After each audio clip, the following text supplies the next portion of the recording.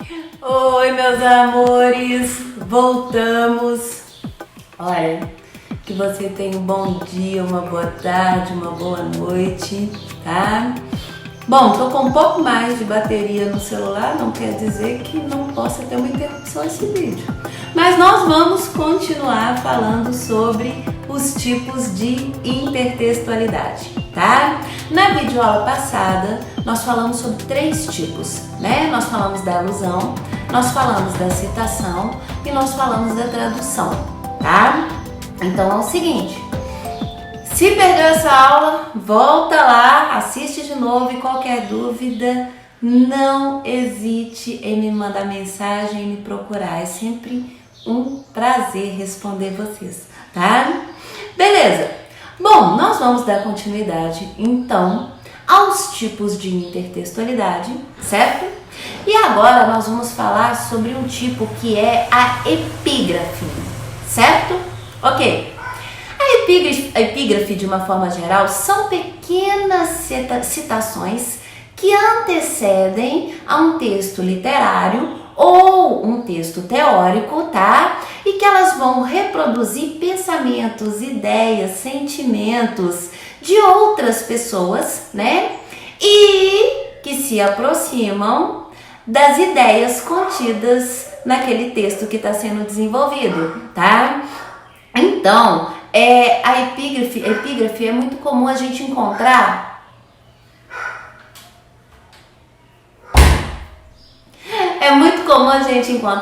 em livros, por exemplo, teses, tá? Também, Liliane, tipo, teses de mestrado, é muito comum se colocar epígrafe ali, tá?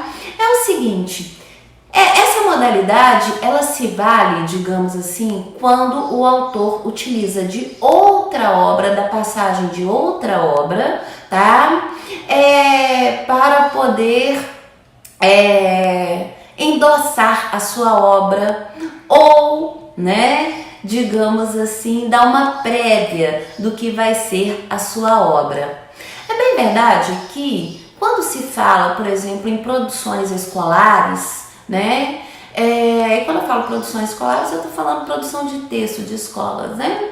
Dificilmente a gente vai usar epígrafe, mas a gente sabe que pode sim ter questões, né, em que eles coloquem uma epígrafe ali, né, para você inferir sobre, tá? Lembrando do comando, inferir é interpretação de implícitos, tá? Então é muito bom a gente saber que é um tipo de intertextualidade em que há uma aproximação de ideias, né, ou sentimentos escrito por outra pessoa, né, que correspondem ao texto que está sendo produzido ali, a obra que está sendo produzida ali. Então, por exemplo, se você tiver curiosidade, você pode abrir um livro seu, você vai ver que muito provavelmente esse livro tem uma dedicatória e uma epígrafe, tá? Que é muito comum, não é obrigatório, mas é muito comum, certo? Então é um tipo de intertextualidade. Um outro tipo de intertextualidade é a que nós chamamos de paráfrase, certo? Ok. A paráfrase, ela consiste numa relação de contiguidade ou similaridade, guarda essa palavra que é mais fácil, similaridade, entre 2 textos, ok? Beleza, tá bom.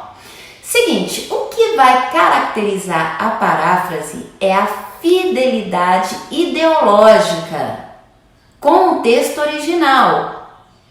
Então existe uma fidelidade ideológica com o texto original, tá? Nós podemos dizer ainda, né, que a paráfrase é uma espécie de réplica do escrito alheio, do texto alheio, né? Posicionando, digamos, o autor na sua obra. Deixa eu explicar uma coisa para vocês. No caso da paráfrase, tá? E, por exemplo, quando vocês precisam escrever, uma das coisas que eu tenho certeza que vocês ouvem nas aulas, e devem ouvir mesmo, é que não se pode ter a cópia de textos motivadores. Beleza, e não pode mesmo, tá? As linhas são automaticamente desconsideradas e isso é uma forma de tirar uma nota bem baixa, mas enfim, deixa pra lá. Ocorre o seguinte, mas se tiver, por exemplo, dados ali, né? Tiver um gráfico, por exemplo, e você interpretar aquele gráfico, aqueles dados do gráfico, tá? Você está fazendo o quê? Você está parafraseando aquele texto original. Isso não tem problema. O que tem problema é a cópia. Então, uma das coisas que as pessoas confundem bastante, tá? É cópia com paráfrase.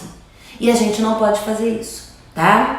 Cópia é quando a gente copia o texto de outra pessoa. Liliane, quando que é considerado cópia? Até 3 palavras seguidas já é considerada cópia, tá? Ok? Até 3 palavras seguidas, intencionais, né? Claro, né, gente? Óbvio. Agora, a paráfrase não, tá? A paráfrase consiste na similaridade entre 2 textos, né? Ela consiste, digamos assim, numa fidelidade ideológica e não numa fidelidade sintática. É bom isso ficar claro para você. Liliane, o que é essa fidelidade sintática? Essa fidelidade sintática é copiar exatamente igual está no texto original. Aí você não está fazendo uma paráfrase, você não tem uma paráfrase, você tem uma cópia, que na verdade recebe o nome de plágio, tá? E é crime, certo? Ok? Bom, se por um lado nós temos a paráfrase, por outro nós temos a paródia. A paródia também é um tipo de intertextualidade, tá? E é um tipo de intertextualidade que consiste na apropriação. E essa apropriação, ela vai operar uma dessacralização da obra original, tudo bem? Uma espécie de descontinuidade da obra original. Normalmente, os autores de paródia, tá? Eles não levam muito a sério a ideologia ou os valores do texto original em que ele está se apropriando. Então, eles vão fazer uma transgressão consciente e original, tá? Ok? Eu sei que quando a gente fala paródia, a gente já pensa automaticamente em músicas com senso de humor, né? Muitas pessoas fazem isso. Então, por exemplo, eu acho que o Tirolipa faz paródia, o Whindersson Nunes eu acho que faz também, se eu não me engano. Eu já vi o Tirolipa, né? Se você for pegar uma paródia dele, você vai ver o que ele faz, né? Ele vai apropriar de um texto original, tá? Mas ao apropriar desse texto original, ele vai simplesmente ignorar, digamos, não vai levar a sério os valores ou o que aquilo ali está falando. E ele vai, né, digamos assim, criar um texto, digamos assim, que não tem o mesmo cunho ou a mesma intenção ou nada disso. Normalmente as paródias são bem originais, né? Extremamente originais.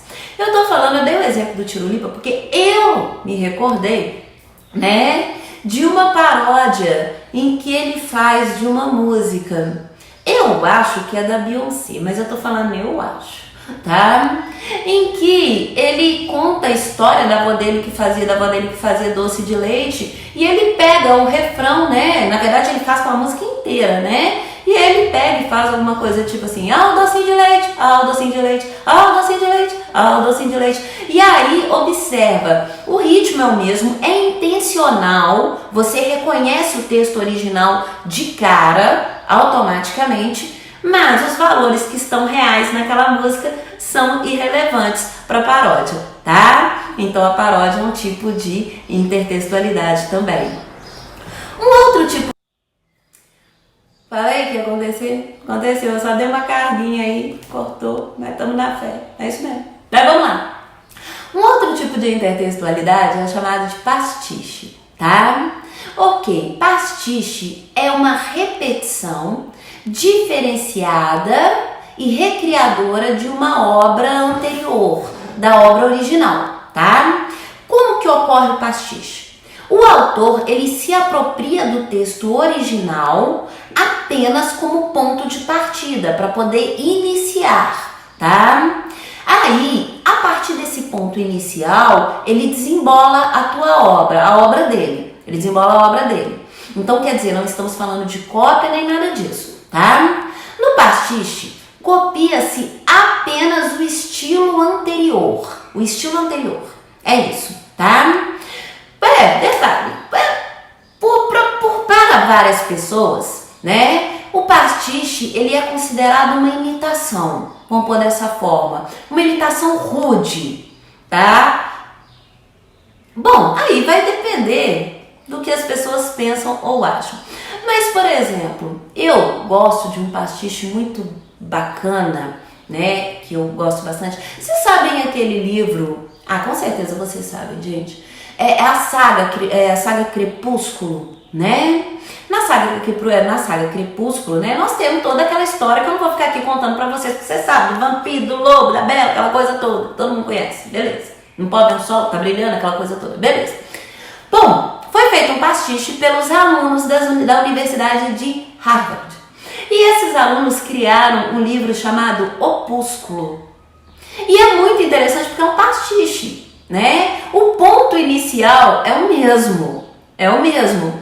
Tem ali a Bela, né? Tem o vampiro, tem o lobisomem, mas o que eles vão fazer, né?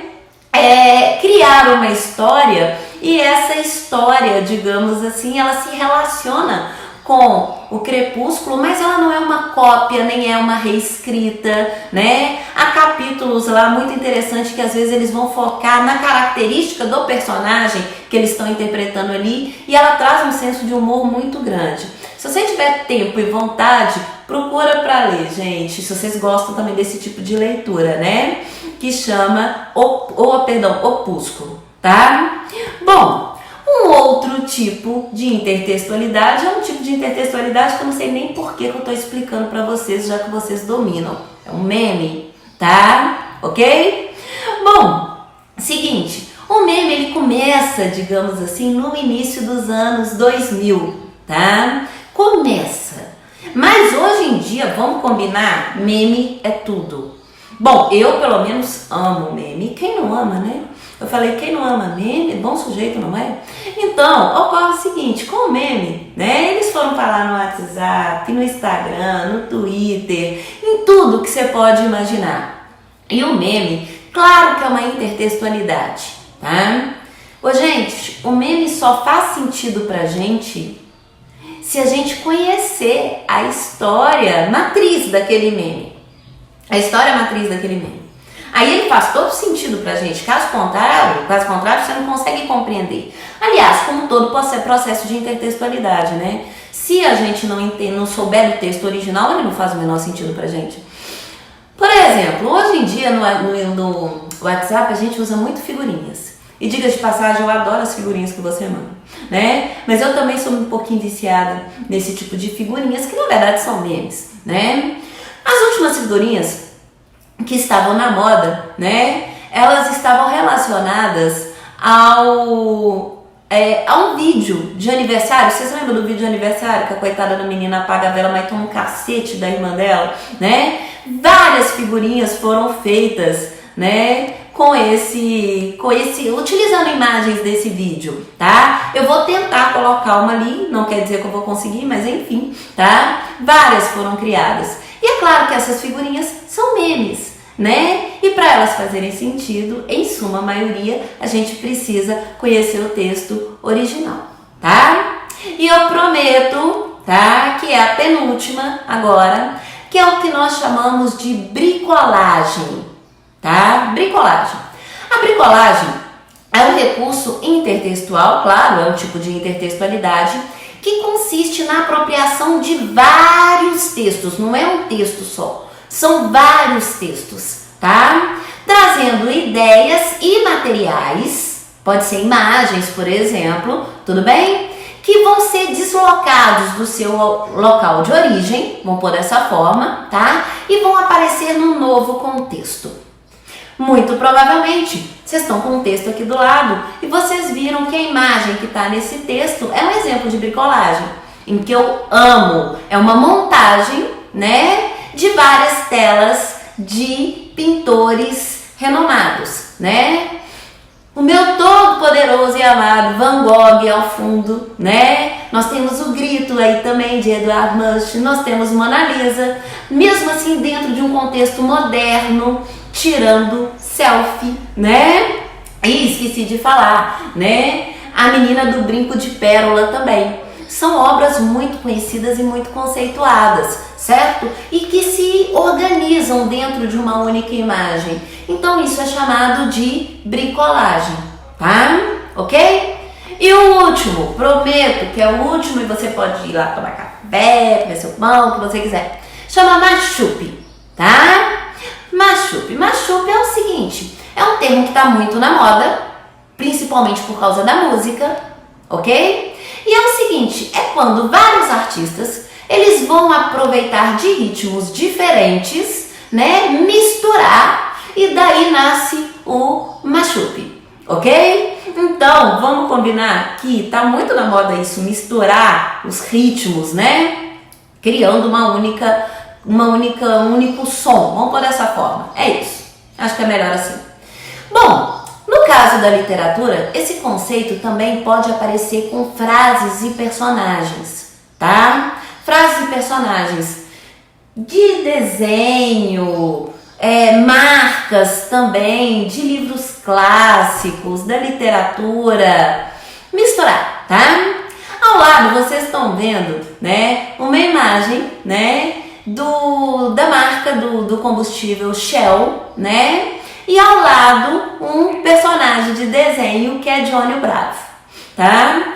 Era uma publicidade que foi feita e foi muito interessante porque quem fazia a apresentação do posto Shell era o Johnny Bravo, ele fazia. E aí, quando ele termina de falar, né, a câmera dá um close, não é a câmera, mas vocês entenderam, dá um close na cara dele, né?